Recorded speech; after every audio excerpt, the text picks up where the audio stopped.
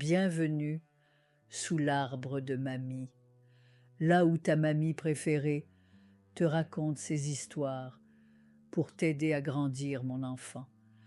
Aujourd'hui, nous allons parler de quelque chose de précieux, ce courage étrange qu'on a parfois de choisir une douleur que l'on connaît, plutôt qu'une paix que l'on ne connaît pas. La porte de la cage est ouverte. Tu la vois, n'est-ce pas? Elle grince même un peu, comme pour t'inviter à sortir.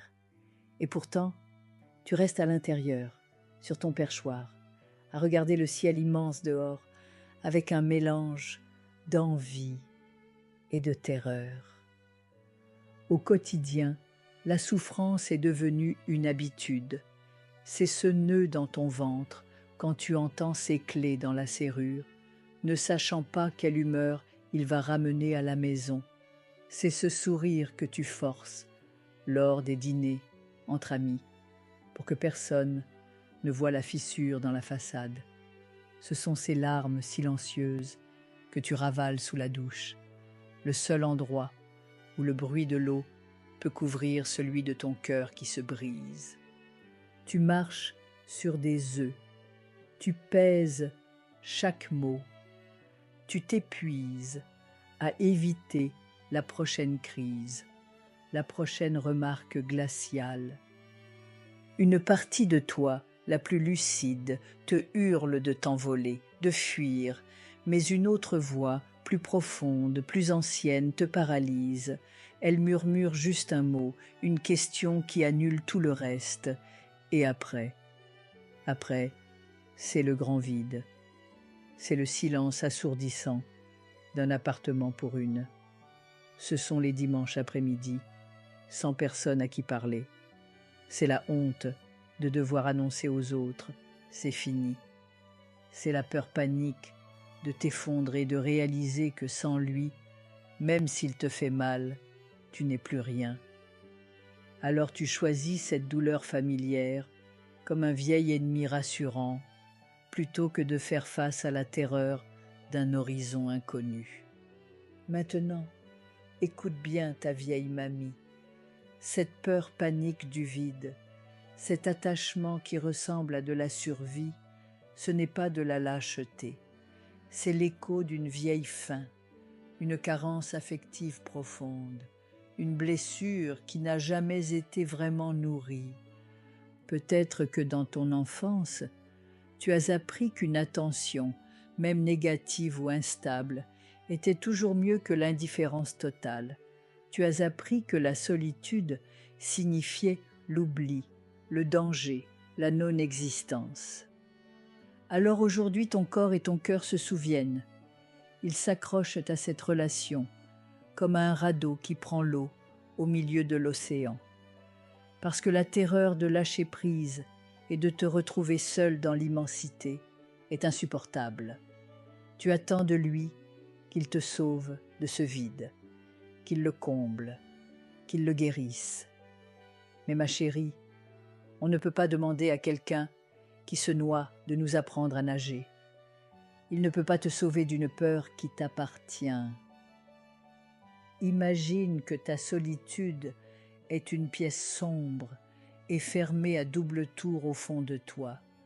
Une pièce que tu as condamnée il y a des années, terrifiée à l'idée de ce qu'elle pourrait contenir.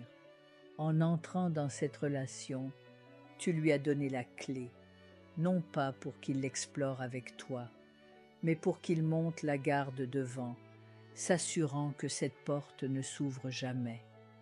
En échange de ce service, il a le droit d'occuper tout le reste de ta maison intérieure, même s'il y met le désordre. La véritable transformation, la libération, mon enfant, ce n'est pas de le chasser de la maison en espérant qu'un autre gardien viendra. C'est de lui reprendre la clé, tout doucement. C'est de te tenir toi-même, droite et tremblante, devant cette porte que tu crains tant.